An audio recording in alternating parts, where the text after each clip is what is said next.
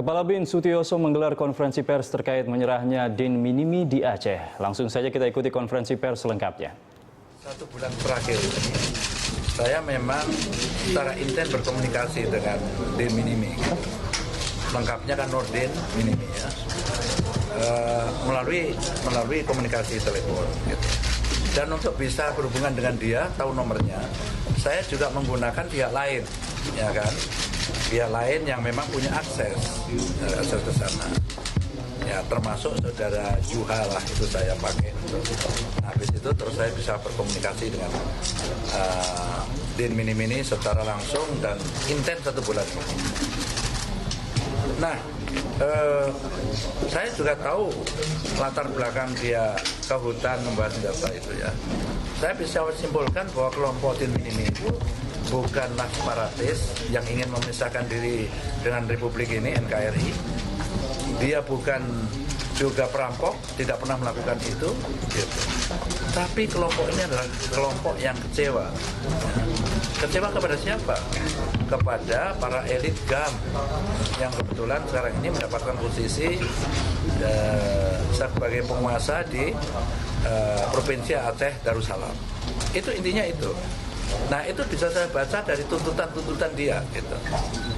Nah, lalu tuntutan itu saya pelajari, saya konsultasikan, saya laporkan juga kepada Presiden, pada Kumham, ya, kepada Komnas HAM, ya, kepada DPR RI Komisi 3 gitu. Yang kesimpulannya bahwa pemerintah bisa memberikan itu. Gitu. Ya, tuntutan yang pertama adalah mereka minta akan reintegrasi, ya, sesuai perjanjian Helsinki itu dilanjutkan. Ya, karena dia merasa ada pihak, terutama kelompoknya Minimi yang tidak diperhatikan gitu ya.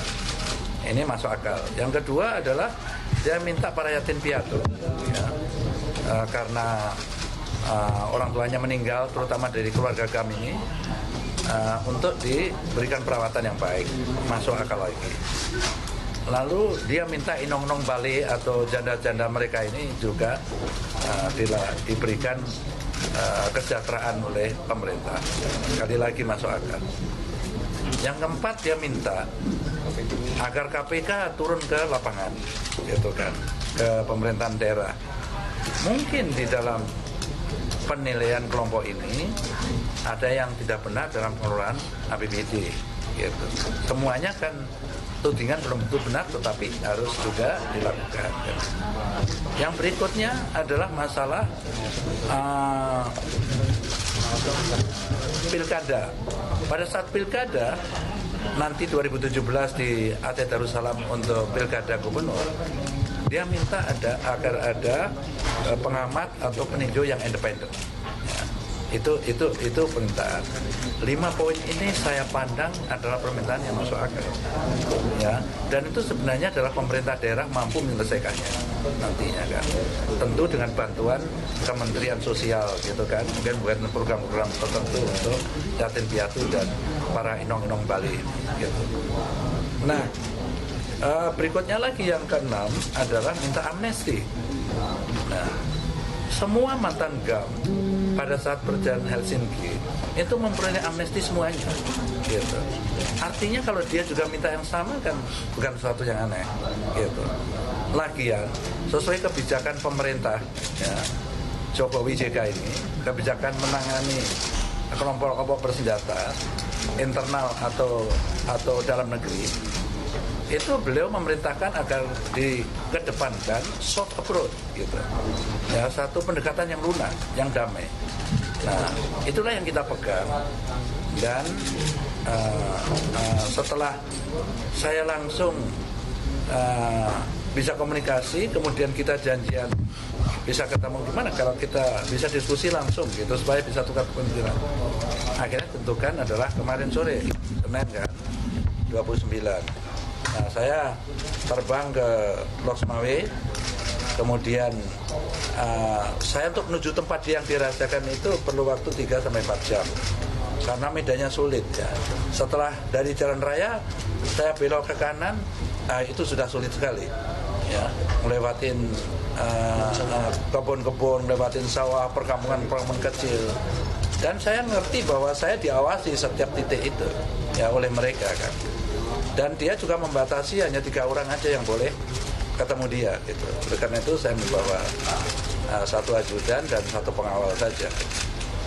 Pada saat sudah mendekati sasaran juga sangat ketat penjagaannya. Ya, semua orang bawa senjata AK umumnya ya. Kiri kanan jalan, saya sudah bolak-balik dicegat terus. Untuk diberhentikan ya saya ikutin saja karena itu prosedur mereka. Sampai ujung-ujungnya saya ketemu Din Minimi ya. Nah, dalam diskusi panjang lebar, akhirnya dia minta Pak Sutioso berkenan nggak kalau kita teruskan bicara kalau ke rumah saya kan. Karena dia sudah tertarik untuk kembali. Ternyata sudah 4 tahun dia nggak pernah pulang. Gitu. Ya oke, saya ikutin. Ya. Dan seluruh anggotanya pun ikut. Gitu. Ya. Jadi kita konvoi di sana, kita bicara lagi, ya sambil makan, sambil minum, sampai tengah malam.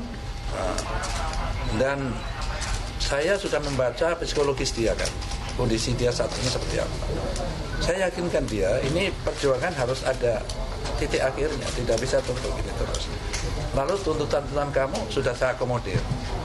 Artinya sebenarnya sudah selesai, jadi apa lagi? Kan gitu. Tapi sebaliknya, walaupun kalian kembali ke masyarakat, kalau senjata masih kalian bawa, ya itu sudah pasti akan dicari sama polisi kalian kan gitu kan. Akhirnya sepakat juga bahwa setelah Din Minimi ini yang saya sudah tahu bahwa wibawa dia dan kepatuhan anak buahnya itu sungguh luar biasa gitu.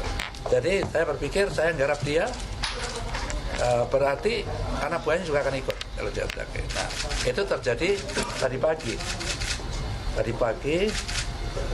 setelah diapelkan semua anak buahnya, dia bicara dengan bahasa Aceh, saya minta jelaskan pembicaraan kita tadi malam. Lalu giliran saya ngomong, saya jelaskan, lalu terjadi proses mendaftarkan nama dan menyerahkan senjata. Jadi waktu season foto-foto pun sudah saya hitung nih senjatanya berapa nih, 15 senjatanya. Nah, ya saya akui pada saat menyerahkan fisik itu ada yang alot kan, ada sembunyi di balik pohon gitu kan.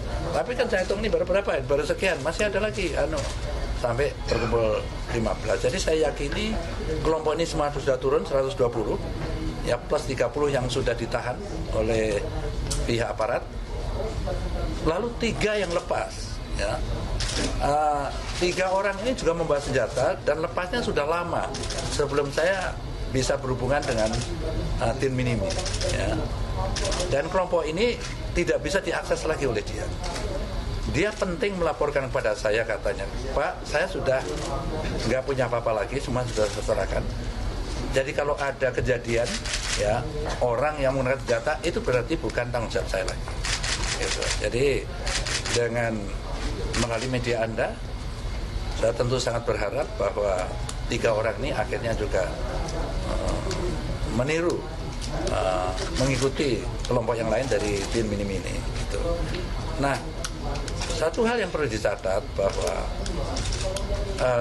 itulah kebijakan pemerintah di dalam menangani kasus-kasus bersenjata di dalam negeri. Gitu. Bahwa kita akan melakukan pendekatan lunak atau soft approach ya. Dan itulah hasilnya gitu. Jadi kalau dengan bantuan Anda semua, kalau ini dianggap ini berhasil, yang bisa saya katakan adalah ini bukan kerjaan saya sendiri gitu ya. Banyak yang terlibat di dalamnya ya, yang punya peran, dan saya paling senang waktu operasi ini berjalan di Aceh itu Kapolda Aceh dan juga Panglima Iskandar Muda, jajarannya semua sangat kooperatif gitu.